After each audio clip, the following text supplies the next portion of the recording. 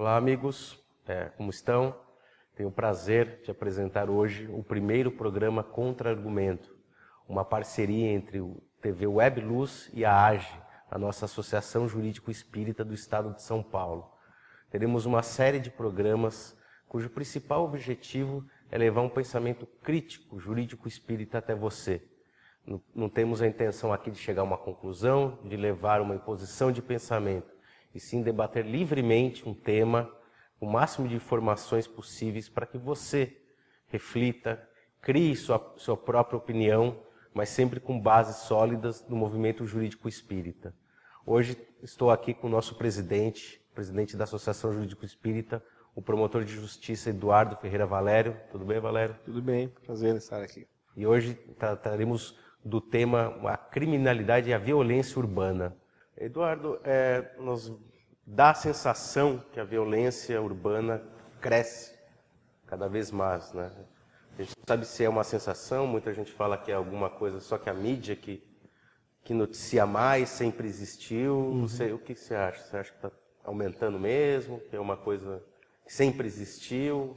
Marcelo, eu acho que nós, como espíritas e como profissionais do direito, ou mais do que isso, como observadores da história brasileira, da formação da sociedade brasileira, nós precisamos conciliar o conhecimento espírita que nos traz o professor Allan Kardec, com esta observação da história brasileira, da realidade brasileira, conciliar essas duas coisas para conseguirmos entender esse fenômeno que é muito complexo da criminalidade urbana.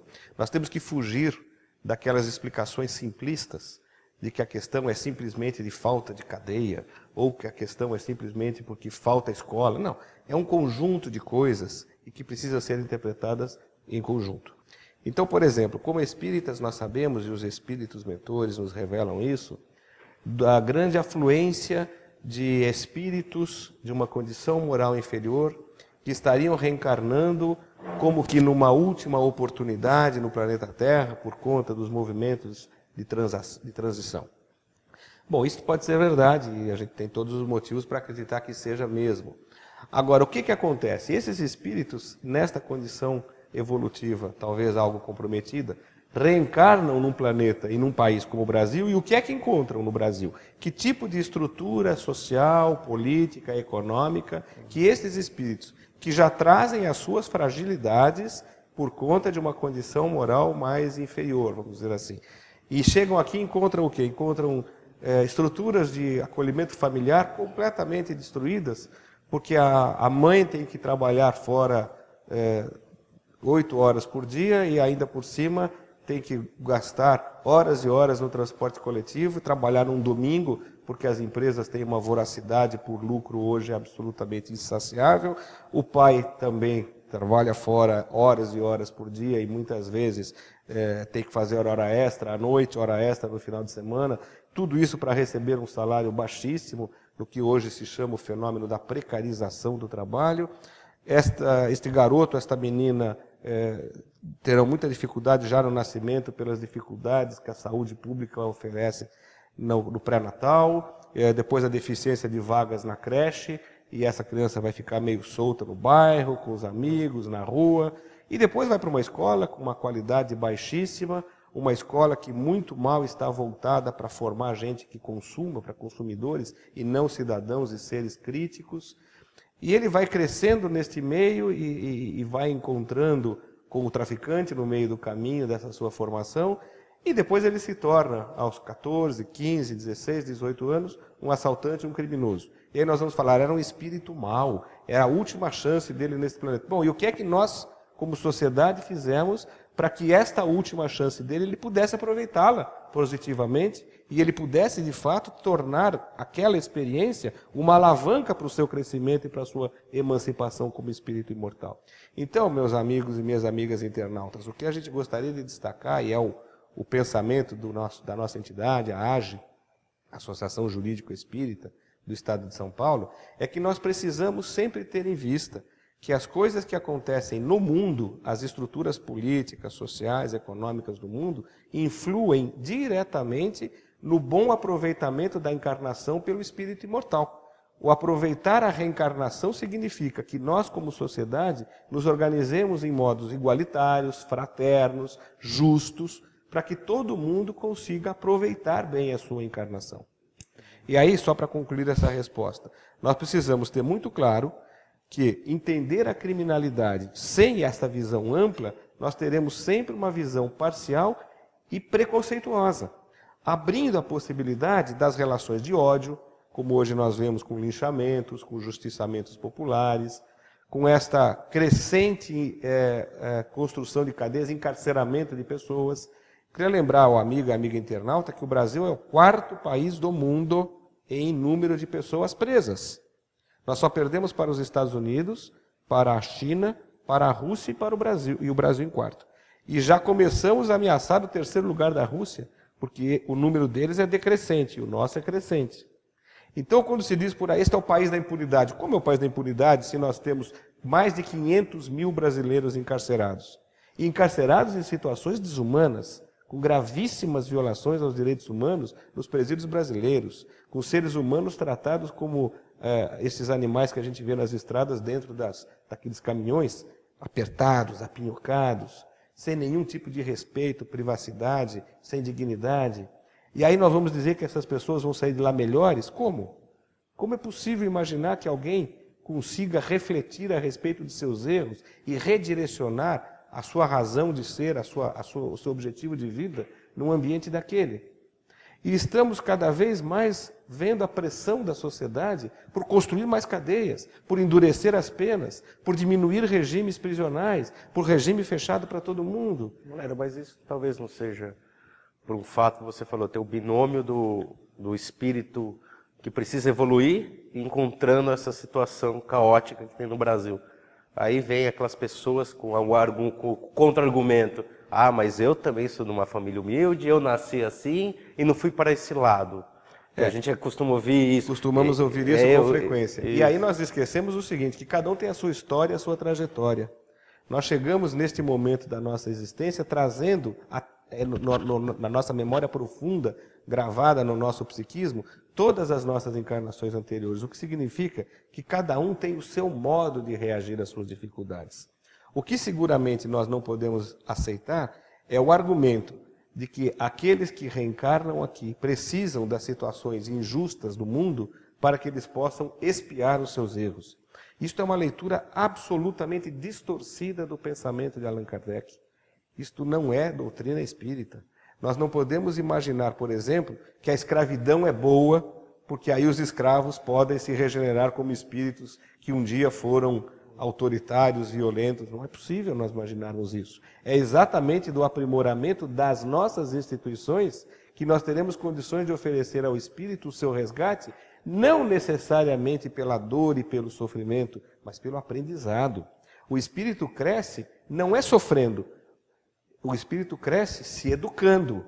O sofrimento serve como um estímulo para a educação. Ele é apenas um meio, não é o fim. Portanto, nós não podemos dizer que as estruturas sociais injustas, que segregam uma parcela enorme da população para condições indignas, elas sejam, por si só, ideais para a evolução do espírito. Ao contrário, nós temos exatamente que renovar essas estruturas para que os espíritos encarnados imortais, que trazem as suas dificuldades reencarnatórias, possam superá-las numa condição de amor, de respeito, de compreensão, de justiça, e não de desamor, de violência, de exclusão e de ódio. Esta visão que concilia a doutrina espírita com a visão crítica do mundo é a única que nos permite, como espíritas, de entender o homem no mundo. Isto é, o espírito imortal construindo o seu futuro espiritual a partir das suas relações de mundo, não esperando a salvação para depois do plano espiritual, mas para agora, no mundo. E Valério, as pessoas acham que a solução para a criminalidade, como você disse, é o encarceramento ou uma outra pena qualquer, né? Sempre visando, vamos penalizar, apenar essas pessoas para que parem a violência e fica nesse ciclo, né? A gente penaliza, você vai para uma instituição, para uma cadeia, cumpre uma certa pena, volta e você vê que a pena não está surtindo esse efeito que é acabar com a criminalidade, né? Exato. Você acha isso mesmo? Qual que seria a solução? Nós precisamos pensar na história das penas. Se nós analisarmos o que aconteceu com as penas corporais, ou as penas decorrentes da prática de crimes na história da humanidade, nós vamos ver que houve um momento de profunda humanização destas penas, inclusive com uma construção teórica que buscava humanizar as penas e reconhecer o caráter de um ser humano em erro no criminoso. Então, se nós trouxermos a história das penas da Antiguidade e da Idade Média, nós vamos ver aquelas atrocidades de colocar as pessoas dentro de um saco com um macaco, um cachorro e uma cobra, amarrar e jogar no rio, umas barbaridades que os livros sobre penologia nos trazem, né? E houve um momento importante na história da humanidade, para todos os conhecimentos, inclusive para nós espíritas, isso é muito sensível, que foi o final do século XVIII, na Europa, sobretudo na França, na Inglaterra, na Alemanha, com o Iluminismo. O Iluminismo humanizou, terminou a Idade Média. O pensamento da Idade Média, na verdade, termina não no século XIV com o Renascimento. Ali foi o final político e econômico, quando começa a Revolução Burguesa e o capitalismo. Mas do ponto de vista do direito, da filosofia, da compreensão do homem no mundo, este movimento iluminista que acontece no final do século XVIII é que vira a página e deixamos para trás esse passado medieval. Neste virar de páginas, o que é que nós vemos? O trabalho do italiano Beccaria, Cesare Beccaria, exatamente trazendo esta humanização das penas e dizendo, olha, a pena tem que ter uma finalidade de educação, de reeducação.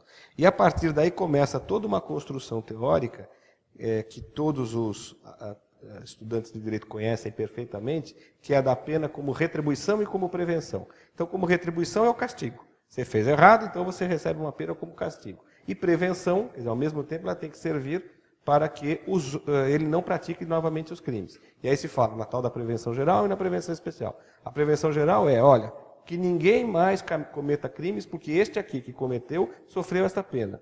O que é um horror, hoje nós analisando isso, porque significa você ser punido para que os outros não pratiquem crimes. Bode expiatório. É um bode expiatório.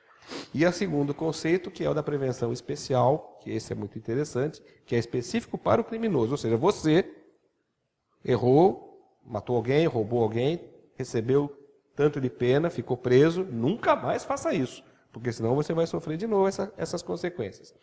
Bom, hoje, com todas essas mudanças pós-modernas, com tudo que mudou no mundo nos últimos tempos, com a mudança dos costumes, a revisão dos conceitos tradicionais, o que é que se diz hoje da pena? A pena ela tem que ser proporcional e ter uma finalidade eficaz. Proporcional e eficaz. Proporcional significa que ela precisa ser compatível com o crime que se cometeu. Então, um crime grave tem que ter uma pena mais grave, um crime menos grave, uma pena menos grave. E a segunda, esta pena tem que ter uma finalidade. A finalidade é que esse sujeito se melhore e não pratique novos crimes.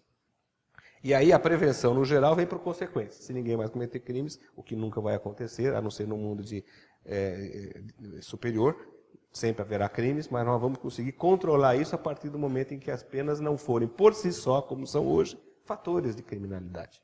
A pena, o presídio, ele é um fator de criação de criminalidade. Como é que nós vamos entender isso? Eu queria chamar a atenção do amigo e da amiga internauta que este movimento de humanização das penas a que nos referimos, do iluminismo, é também um momento de renovação das ideias filosóficas e, sobretudo, religiosas. Por quê? Porque a doutrina espírita é um movimento pós-iluminista e surge imediatamente depois do iluminismo. O auge do iluminismo é o final do século XVIII, 1700 e tanto. Kardec reencarna em 1804, isto é, exatamente no começo do século XIX, e vai editar a sua primeira obra em 1857. Kardec é, portanto, um herdeiro do pensamento iluminista, na sua condição de discípulo de Pestalozzi, que, por sua vez, foi discípulo de um dos principais nomes do iluminismo, que é Jean-Jacques Rousseau. Kardec é, entre aspas, um neto intelectual de Rousseau, um dos principais nomes do iluminismo. E, portanto, Kardec traz, na quarta parte do Livro dos Espíritos, das Esperanças e Consolações, todo um tratamento sobre penas. Não especificamente a pena criminal, mas as penas dessas todas, que todos nós, que vivemos em sociedade, no dia a dia convivemos, quando erramos numa grosseria que fazemos em casa com a esposa, há uma injustiça com o nosso subordinado no trabalho, uma grosseria no trânsito, a violência de uma resposta atravessada por uma pessoa mais humilde, enfim. Todos nós estamos a todo tempo neste sistema de errar, acertar e sermos punidos, entre aspas, ou não. A lei natural não pune. O que a lei natural nos dá é a consequência dos nossos erros e a oportunidade do refazimento e do aprendizado para que não erremos mais. Este conceito, esta ideia, isto é preciso se transformar numa teoria criminal, penalística, que nos permita reescrever e recompreender este absurdo que hoje nós fazemos nos presídios brasileiros, que não educa ninguém, não ressocializa ninguém, não previne nada, é desproporcional aos crimes. Hoje nós temos 1/4 da população carcerária brasileira decorrentes de crimes de drogas. São supostos traficantes. E o que aconteceu com o comércio de drogas no Brasil? Diminuiu? Não. O consumo diminuiu? Não. Então nós estamos cada vez prendendo mais traficantes e o comércio de drogas está cada vez crescendo mais. Parece que essas variáveis não se conversam, o que mostra que a pena não está servindo para prevenir o crime. E que essas pessoas que lá estão presas talvez não sejam, a não ser alguns poucos, evidentemente, não sejam traficantes tão perigosos como nós imaginamos. E estão lá em conjunto com organizações criminosas, em conjunto com criminosos gravíssimos que têm que estar lá mesmo, como os latrocidas, aquele que mata para roubar um celular ou um relógio. Estão lá com estupradores, estão lá com homicidas em série, com pessoas que não têm nenhuma sensibilidade com o ser humano. Nós misturamos isso tudo, colocamos lá dentro num caldeirão de pressão, de violência, de agressão, de opressão, aí eles saem de lá como? Piores. Claro. Então aquele que era, entre aspas, a expressão aí das ruas, o aviãozinho, que era aquele que ficava distribuindo uma quantidade de droga, ele sai de lá como um grande assaltante, porque ele tem uma dívida a pagar com a organização criminosa, ele tem que assaltar fora. Meus amigos, o que é que nós estamos fazendo com esse espírito imortal que reencarnou para melhorar, para crescer, e que, no entanto, nós, como sociedade organizada desse modo injusto e excludente, colocamos a perder o projeto reencarnatório dessas pessoas. Meus amigos e minhas amigas internautas, o convite que a AGE faz é que nós pensemos a respeito disso. Pensemos criticamente e livremente, sem tabus, sem ficar repetindo frases feitas, que a gente pense com as nossas próprias convicções, com a iluminação que o Espiritismo nos dá, mas olhando o mundo com os pés no chão e não simplesmente reproduzindo aquilo que a gente ouve na televisão, nos programas sensacionalistas, nas jornalistas que querem pendurar as pessoas pobres nos postes, que a gente pense com liberdade. Essa é a principal função da AGE, né? Essa é a principal Tudo finalidade da AGE. Tudo que você falou agora, com certeza, faz as pessoas repensarem algumas coisas que nós repetimos automaticamente, você falou, né? Toda essa influência que nós sofremos. Exatamente. Da imprensa, como chega, do ódio acumulado, né? E por isso nós gostaríamos de convidar os internautas a nos conhecer, visitar nossa página agesaopaulo.com.br, AJE, de Associação Jurídico Espírita. AGE São Paulo, não tem o tio no São, @.com.br. E lá vocês vão ver alguns dos nossos textos, os livros que nós temos à venda, DVDs de eventos que promovemos que também estão à venda. E logo daqui, possivelmente uns 15 dias, já poderão se inscrever no nosso terceiro Conjuresp, que é o Congresso Jurídico Espírita do Estado de São Paulo, que vai acontecer em Campinas no mês de outubro, uma sexta-noite, um sábado, dia todo, um domingo de manhã. Não é só para profissional do direito, é para quem pensa a sociedade brasileira, olhos no espiritismo e na visão crítica da sociedade. Sejam muito bem-vindos e muito obrigado pela atenção e pela oportunidade do trabalho, Marcelo. Obrigado a você, Valério. Amigo internauta, esperamos que o tema de hoje tenha contribuído de alguma forma para que você reflita em casa, pense, tire um pouco o seu sono, mude sua forma de ver o mundo. E agradecemos mais uma vez e até o próximo programa.